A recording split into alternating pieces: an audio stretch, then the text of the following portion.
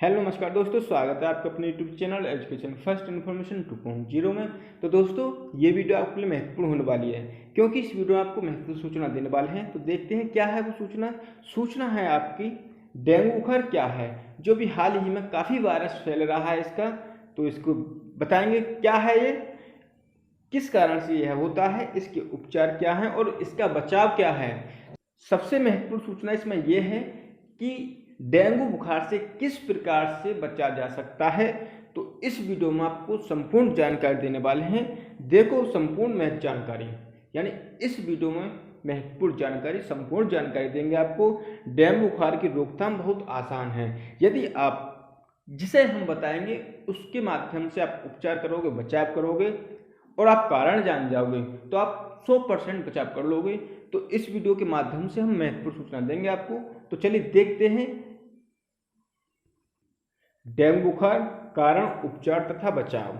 Dengue बुखार की रोकथाम बहुत आसान है, यानी डेंगू बुखार क्या है इसे हम बताएंगे और किस कारण से यह होता है, इसका उपचार कैसे कर सकते हैं और इससे बचाव किस प्रकार से किया जा सकता है। आपको हम महत्वपूर्ण सूचना आगे देने वाले हैं। आपको एक एक पॉइंट के माध्यम से बताएंगे किस प्रकार से यह फैलता है, इससे बचाव किस तरीके से किया जा सकता है। सभी महत्वपूर्ण सूचना आपको देने वाले हैं, तो बने रहें वीडियो के अंत तक। डेंगू बुखार यह क्या होता है। डेंगू बुखार एक आम संचारी रोग है जिसकी मुख्य विशेषता है तीव्र बुखार, अत्यधिक शरीर दर्द तथा सिर दर्द। यह एक ऐसी बीमारी है जो काफ़ी होती है और समय समय पर इसे महामारी के रूप में देखा जाता है। 1996 में दिल्ली व उत्तर भारत के कुछ भागों में इसकी महामारी फैली थी। वयस्कों के मुकाबले बच्चों में इस बीमारी की तीव्रता अधिक होती है, यानी जो बुजुर्ग होते हैं उनकी अपेक्षा बच्चों में यह बीमारी सबसे ज़्यादा होती है। यह बीमारी यूरोप महाद्वीप को छोड़कर पूरे विश्व में होती है तथा काफ़ी लोगों को यह प्रभावित करती है। उदाहरण के तौर पर एक अनुमान है कि प्रति वर्ष पूरे वर्ष में लगभग 2 करोड़ लोगों को डेंगू बुखार होता है प्रति वर्ष। यह किस कारण होता है, यह किस कारण से होता है। यह डेंगू वायरस विषाणु द्वारा होता है जिसके 4 विभिन्न प्रकार टाइप, यानी 4 टाइप हैं। टाइप फर्स्ट, सेकंड, फोर्थ आगे हम आपको बताएंगे। आम भाषा में इस बीमारी को हड्डी तोड़ बुखार कहा जाता है। क्या? आम भाषा में इस बीमारी को हड्डी तोड़ बुखार कहा जाता है क्योंकि इसके कारण शरीर व जोड़ों में बहुत दर्द होता है। जब यह डेंगू हो जाता है तो इसके कारण शरीर व जोड़ों में काफ़ी दर्द होता है। डेंगू फैलता कैसे है, आपको इसकी भी जानकारी होनी चाहिए कि डेंगू फैलता कैसे है हमारे शरीर में। तो मलेरिया की तरह डेंगू बुखार भी मच्छरों के काटने से फैलता है। आपको यह बिल्कुल जानकारी होनी चाहिए कि मलेरिया की तरह डेंगू बुखार भी मच्छरों के काटने से फैलता है। इन मच्छरों को एडीज मच्छर कहते हैं जो काफ़ी ढीठ व साहसी मच्छर हैं और दिन में भी काटते हैं। यह मच्छर दिन में भी काटते हैं। भारत में यह रोग बरसात के मौसम में तथा उसके तुरंत बाद के महीनों अर्थात जुलाई से अक्टूबर में सबसे अधिक होता है। ये आपका जुलाई से अक्टूबर के महीने में सबसे अधिक रोग होता है। डेंगू बुखार से पीड़ित रोगों के रक्त में डेंगू वायरस काफ़ी मात्रा में होता है। जो कोई एडीज मच्छर डेंगू के किसी रोगी को काटता है तो वह उस रोगी का खून चूसता है। खून के साथ डेंगू वायरस ही मच्छर के शरीर में प्रवेश कर जाता है। मच्छर के शरीर में डेंगू वायरस का कुछ और दिनों तक विकास होता है तथा डेंगू वायरस युक्त मच्छर किसी अन्य स्वस्थ व्यक्ति को काटता है तो वह डेंगू वायरस को उस व्यक्ति के शरीर में पहुंचा देता है। इस प्रकार वह डेंगू वायरस में संक्रमित हो जाता है तथा कुछ दिनों के बाद उसमें डेंगू बुखार रोग के लक्षण प्रकट हो जाते हैं। इस तरीके से डेंगू रोग उसके शरीर में प्रवेश कर लेता है। संक्रामक काल इसका होता है। संक्रामक काल कितने दिन का होता है? जिस दिन डेंगू वायरस से संक्रमित कोई मच्छर किसी व्यक्ति को काटता है तो उसके लगभग 3 से 5 दिनों बाद ऐसे व्यक्ति में डेंगू बुखार के लक्षण प्रकट हो सकते हैं। यह संक्रामक काल 3 से 10 दिनों तक भी हो सकता है। डेंगू बुखार के लक्षण किस प्रकार, यानी लक्षण क्या हैं जो आपके डेंगू बुखार के होते हैं? लक्षण इस बात पर निर्भर करते हैं कि डेंगू बुखार किस प्रकार का है। डेंगू बुखार 3 प्रकार के होते हैं। डेंगू बुखार 3 प्रकार के होते हैं। कौन कौन से हैं? क्लासिकल यानी साधारण डेंगू बुखार, डेंगू हेमोरेजिक बुखार, डेंगू हेमोरेजिक बुखार, डेंगू शॉक सिंड्रोम। ये आपके 3 प्रकार के डेंगू होते हैं। क्लासिकल यानी साधारण डेंगू बुखार, डेंगू हेमोरेजिक बुखार, डेंगू शॉक सिंड्रोम। ये इस प्रकार से 3 प्रकार के आपके डेंगू बुखार होते हैं। क्लासिकल साधारण डेंगू बुखार एक स्वयं ठीक होने वाली बीमारी है तथा इससे मृत्यु नहीं होती, लेकिन यह DHF तथा DSS का तुरंत उपचार शुरू नहीं किया जाता तो वे जानलेवा सिद्ध हो सकते हैं। इसलिए यह पहचानना अत्यंत महत्वपूर्ण है कि साधारण डेंगू बुखार है या DHF अथवा DSS है। निम्नलिखित लक्षणों से इन प्रकारों को पहचानने में काफ़ी सहायता मिलेगी। तो आगे देखते हैं। क्लासिकल साधारण डेंगू बुखार। ठंड लगने के साथ अचानक तेज बुखार चढ़ना, सिर, मांसपेशियों तथा जोड़ों में दर्द होना, आँखों के पिछले भाग में दर्द होना जो आँखों को दबाने या हिलाने और भी बढ़ जाता है, यानी आँखों के पिछले भाग में दर्द होना जो आँखों को दबाने या हिलाने से और भी बढ़ जाता है। अत्यधिक कमजोरी लगना, भूख में बेहद कमी तथा जी मितलाना, यानी जी मितलाना हर समय उल्टी से होना। और आगे देखते हैं। मुँह के स्वाद का खराब होना, गले में हल्का सा दर्द होना, रोगी बेहद दुखी तथा बीमार महसूस करता है। शरीर पर लाल ददोरे रेस का होना, शरीर पर लाल गुलाबी ददोरे निकल सकते हैं। चेहरे, गर्दन तथा छाती पर विसरित दानों की तरह के ददोरे हो सकते हैं। बाद में ये ददोरे और भी स्पष्ट हो जाते हैं। साधारण क्लासिकल डेंगू बुखार की अवधि लगभग 5 से 7 दिन तक रहती है और रोगी ठीक हो जाता है। अधिकतर मामलों में रोगियों को साधारण डेंगू बुखार ही होता है। सेकंड टाइप देखते हैं। सेकंड, डेंगू हेमरेजिक बुखार DHF। यदि साधारण क्लासिकल डेंगू बुखार के लक्षणों के साथ साथ निम्नलिखित लक्षणों में से एक भी लक्षण प्रकट होता है तो DHF होने का शक करना चाहिए। रक्तस्राव, हेमरेज होने के लक्षण, नाक मसूड़ों में खून जाना, शौच या उल्टी में खून जाना, त्वचा पर गहरे नीले काले रंग के छोटे या बड़े चिकते पड़ जाना आदि रक्तस्राव हेमरेज के लक्षण हैं। रोगी को किसी स्वास्थ्य कर्मचारी द्वारा टोर्निके टेस्ट किया जाए तो पॉजिटिव पाया जाता है। प्रयोगशाला में कुछ रक्त परीक्षणों के आधार पर DHF के निदान की पुष्टि की जा सकती है। तीसरा पॉइंट, यानी तीसरा टाइप आपका डेंगू का, डेंगू शॉक सिंड्रोम। इस प्रकार के डेंगू बुखार में DHF के उपचार बताए गए लक्षणों के साथ साथ शॉक की अवस्था में कुछ लक्षण भी प्रकट हो जाते हैं। डेंगू बुखार में शॉक के लक्षण ये होते हैं, वो कौन से हैं? पहले, रोगी अत्यधिक बेचैन हो जाता है और तेज बुखार के बावजूद भी उसकी त्वचा ठंडी महसूस होती है। सेकंड, रोगी धीरे धीरे होश खोने लगता है। रोगी धीरे धीरे होश खोने लगता है। यदि रोगी की नाड़ी देखी जाए तो वह तेज और कमजोर महसूस होती है। रोगी का रक्तचाप, ब्लड प्रेशर कम होने लगता है। और आगे इसके उपचार क्या हैं? डेंगू बुखार के उपचार क्या हैं? उपचार देखते हैं। यदि रोगी को साधारण क्लासिकल डेंगू बुखार है तो उसका उपचार व देखभाल घर पर ही की जा सकती है। चूँकि यह स्वयं ठीक होने वाला रोग है इसलिए केवल लक्षणिक उपचार ही चाहिए। उदाहरण के तौर पर, पहला पॉइंट, स्वास्थ्य कर्मचारी की सलाह के अनुसार पैरासीटामोल की गोली या शरबत लेकर बुखार को कम रखिए। दूसरा पॉइंट, रोगी को डिस्प्रिन एस्प्रिन कभी ना दें।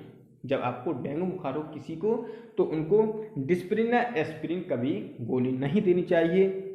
यदि बुखार 102 डिग्री फ़ारेनहाइट से अधिक है तो बुखार को कम करने के लिए हाइड्रोथेरेपी जल चिकित्सा करें। आगे, सामान्य रूप से भोजन देना जारी रखें। सामान्य रूप से भोजन देना जारी रखें। बुखार की स्थिति में शरीर को और अधिक भोजन की आवश्यकता होती है। रोगी को आराम करने दें, यानी यदि बुखार हो तो रोगी को आराम के लिए कहना चाहिए, उनको आराम कर देना चाहिए, आराम के लिए कहना चाहिए। यदि रोगी में DHF या DSS की ओर संकेत करने वाला एक भी लक्षण प्रकट होता नजर आए तो शीघ्र अतिशीघ्र रोगी को निकटतम अस्पताल में ले जाएं ताकि वहां आवश्यक परीक्षण करके रोगी का सही निदान किया जा सके और आवश्यक उपचार शुरू किया जा सके, जैसा कि द्रवों या प्लेटलेट्स कोशिकाओं को नस से चढ़ाया जाना। प्लेटलेट्स एक प्रकार की रक्त कोशिकाएं होती हैं जो DHF तथा DSS में कम हो जाती हैं। यह भी याद रखने योग्य बात है कि डेंगू बुखार के प्रत्येक रोगी की प्लेटलेट्स चढ़ाने की आवश्यकता नहीं होती। ठीक है, और आगे देखते हैं। कृपया याद रखिए, यदि समय पर सही निदान करके जल्दी उपचार शुरू किया जाए तो DHF तथा DSS का भी संपूर्ण उपचार संभव है। इसकी रोकथाम किस प्रकार की जा सकती है, यानी ये आपका मेन पॉइंट है, सबसे महत्वपूर्ण पॉइंट है कि इसकी रोकथाम किस प्रकार कर सकते हैं। डेंगू बुखार की रोकथाम सरल, सस्ती तथा बेहतर है। यानी डेंगू बुखार की रोकथाम सरल, सस्ती तथा बेहतर है। आवश्यकता है आपको कुछ सामान्य उपाय बरतने की। उपाय निम्नलिखित हैं। वो कौन से हैं? एडिज मच्छरों का प्रजनन पनपना यानी रोकना, यानी जो आपके एडिज मच्छर होते हैं उनका जो प्रजनन होता है वो पनपने नहीं चाहिए, उनको रोकथाम करनी चाहिए। एडिज मच्छरों के काटने से बचाव। एडिज मच्छरों के काटने से बचाव। एडिज मच्छरों का प्रजनन रोकने के लिए कुछ उपाय हैं, उनको देखते हैं। पहला पॉइंट, मच्छर केवल पानी के स्रोतों में ही पैदा होते हैं, जैसे कि नालियों, गड्ढों, रूम, कूलर्स, टूटी बोतलों, पुराने टायर्स व डिब्बों तथा ऐसी ही अन्य वस्तुओं में जहां पानी ठहरता हो वहां ये एडिज मच्छर पैदा होता है। अपने घर में और उसके आसपास पानी एकत्रित न होने दें। गड्ढों को मिट्टी से भर दें। रुकी हुई नालियों को साफ कर दें। रूम, कूलरों तथा फूलदानों का सारा पानी सप्ताह में एक बार पूरी तरह खाली कर दें। उन्हें सुखाएं तथा फिर से भरें। खाली व टूटे फूटे टायरों, डिब्बों तथा बोतलों आदि का उचित विसर्जन करें। घर के आसपास सफाई रखें। यह आपका मेन पॉइंट है कि आपको घर के आसपास सफाई रखनी है और आपको कूलर, बोतल या आसपास में जो नाले होते हैं उनके गड्ढों में कभी पानी नहीं भरने दें। यदि वहाँ पानी भरा तो वहाँ मच्छरों की पैदावार होगी, उनका प्रजनन होगा, तो वहाँ फिर बीमारी होने की संभावना बढ़ जाती है। नेक्स्ट, पानी की टोंटियों तथा बर्तनों को सही तरीके से ढककर रखें ताकि मच्छर उसमें प्रवेश ना कर सके और प्रजनन न कर पाए।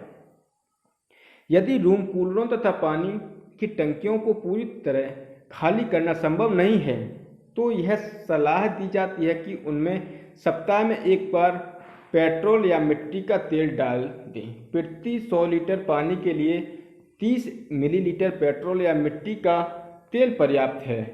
ऐसे करने से मच्छर का पनपना रुक जाएगा। ठीक है, इस तरीके से आप और रोकथाम कर सकते हैं। पानी के स्रोतों में आप कुछ छोटी किस्म की मछलियों जैसे कि गैम्बूसिया, लेविस्टर भी डाल सकते हैं। ये मछलियां पानी में पनप रहे मच्छरों व उनके अंडों को खा जाती हैं। इन मछलियों को स्थानीय प्रशासनिक कार्यालयों जैसे कि VDO कार्यालय से प्राप्त किया जा सकता है। नेक्स्ट, यदि संभव हो तो खिड़कियों व दरवाजों पर यदि संभव हो तो खिड़कियों या दरवाजों पर महीन जाली लगवाकर मच्छरों को घर में आने से रोक सकते हैं। ठीक है, इस तरीके से भी रोक सकते हैं आप। मच्छरों को भगाने व मारने के लिए मच्छर नाशक क्रीम, स्प्रे, मैट्स, कॉइल्स आदि प्रयोग करें। गूगल के धुएं से मच्छर भगाना एक अच्छा देसी उपाय है। रात में मच्छरदानी का प्रयोग से भी मच्छरों के काटने से बचा जा सकता है। सिनिट्रोला तेल भी मच्छरों को भगाने में काफ़ी प्रभावी है। ऐसे कपड़े पहनना ताकि शरीर का अधिक से अधिक भाग ढका रहे। यह सावधानी बच्चों के लिए अति आवश्यक है। बच्चों को मलेरिया सीजन जुलाई से अक्टूबर तक में निक्कर व टी शर्ट ना ही पहनाएं तो अच्छा है। मच्छर नाशक दवाई छिड़कने वाले कर्मचारी जब भी यह कार्य करने आए तो उन्हें मना मत कीजिए। घर में दवाई छिड़कवाना आप ही के हित में है। जो मच्छरों की दवाई छिड़की जाती है वो आप ही के हित में है, आपके फायदा के लिए छिड़की जाती है। नेक्स्ट, घर के अंदर सभी क्षेत्रों में सप्ताह में एक बार मच्छर नाशक दवाई का छिड़काव अवश्य करें। यह दवाई फोटो फ्रेम्स, पर्दों, कैलेंडरों आदि के पीछे तथा घर के स्टोर कक्ष व सभी कोनों में अवश्य छिड़कें। दवाई छिड़कते समय अपने मुंह व नाक पर कोई कपड़ा अवश्य बांध लें तथा खाने पीने की सभी वस्तुओं को ढककर रखें। फ्रिज के नीचे रखी हुई पानी इकट्ठा करने वाली ट्रे को भी प्रतिदिन खाली कर दें। आगे देखते हैं, और ये कुछ साधारण घरेलू उपाय हैं। आप इस तरीके से मच्छरों के जो उनका प्रजनन होता है, पनपते हैं, आपको रोकथाम कर सकते हैं अपने घर के माध्यम से ही। ये छोटे छोटे उपाय हैं। अपने घर के आसपास के क्षेत्र में सफाई रखें। कूड़ा करकट इधर उधर ना फेंके। घर के आसपास जंगली घास व झाड़ियों आदि न उगने दें। घर के आसपास कम से कम 100 मीटर के अर्ध व्यास में तो बिल्कुल नहीं। ये मच्छरों के लिए छिपने व आराम करने के स्थानों को कार्य करते हैं।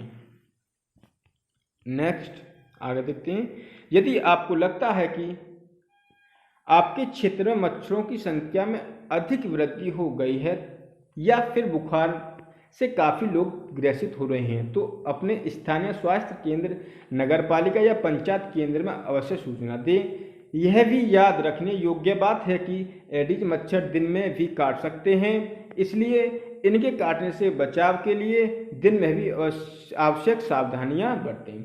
यदि किसी कारणवश दरवाजों व खिड़कियों पर जाली लगवाना संभव नहीं है तो प्रतिदिन पूरे घर में पायरिथ्रम घोल का छिड़काव करें। किसका? पायरिथ्रम घोल का छिड़काव अवश्य करें। डेंगू बुखार सर्वाधिक रूप से जुलाई से अक्टूबर माह के बीच की अवधि में होता है, क्योंकि इस मौसम में मच्छरों के पनपने के लिए अनुकूल परिस्थितियां होती हैं, इसलिए इस मौसम में हर सावधानी बरतनी चाहिए। अंत में, एक सप्ताह और डेंगू बुखार से ग्रस्त रोगी को शुरू के 6 से 7 दिनों में मच्छरदानी से ढके हुए बिस्तर पर ही रखें ताकि मच्छर उस तक ना पहुंच पाए। इस उपाय से समाज के अन्य व्यक्तियों को डेंगू बुखार से बचाने में काफ़ी सहायता मिलेगी, क्योंकि किसी ग्रसित व्यक्ति को वो मच्छर काट लेगा तो वो किसी अन्य को भी काटेगा। तो इस तरीके से एक दूसरे से वो होता है। यदि आपको कभी भी ऐसा लगे कि काफ़ी व्यक्ति ऐसे बुखार से पीड़ित हैं जो डेंगू हो सकता है तो शीघ्र अतिशीघ्र स्थानीय स्वास्थ्य अधिकारी को इसकी सूचना दें। ऐसा करने से डेंगू बुखार को महामारी का रूप धारण करने से पहले ही आवश्यक कदम उठाकर नियंत्रित किया जा सकेगा। तो ये कुछ महत्वपूर्ण जानकारी हैं जो आपको बरतनी चाहिए। इसके उपाय हमने बता दिए, इससे बचाव हमने बता दिए, इसका उपचार किस प्रकार किया जा सकता है हमने ये छोटे छोटे पॉइंट आपके लिए बता दिए हैं। यदि आपको वीडियो पसंद आई हो तो वीडियो को लाइक करके अपने फ्रेंडों को शेयर कर दें। फ्रेंडों को क्या, आप अपने फैमिली मेम्बरों को सभी को शेयर कर दें इस वीडियो को, क्योंकि ये वीडियो बेकार नहीं है, बहुत ही अच्छी जानकारी की ये वीडियो है। मैं चाहता हूँ कि ये सभी तक जानी चाहिए। आप इसे शेयर करें ज़्यादा से ज़्यादा लोगों को, ताकि इसको सभी को सूचना मिल जाए। क्योंकि आजकल मैं देख रहा हूँ कि डेंगू बुखार की मरीज हैं, बहुत ही मरीज मिल रहे हैं। आप किसी भी अस्पताल में जाकर देख लीजिए, बेडों की लाइन लगी पड़ी है, मरीज उसमें बहुत ही भरमार है। तो इसलिए कुछ छोटे छोटे हम अपने घर पर रहकर उपाय कर सकते हैं जिससे डेंगू होने से, मलेरिया होने से बचा जा सकता है। तो चलिए यहीं तक। वीडियो पसंद आई हो तो वीडियो को लाइक करके अपने फ्रेंडों को शेयर कर दें। तो चलिए, जय हिंद साथियों।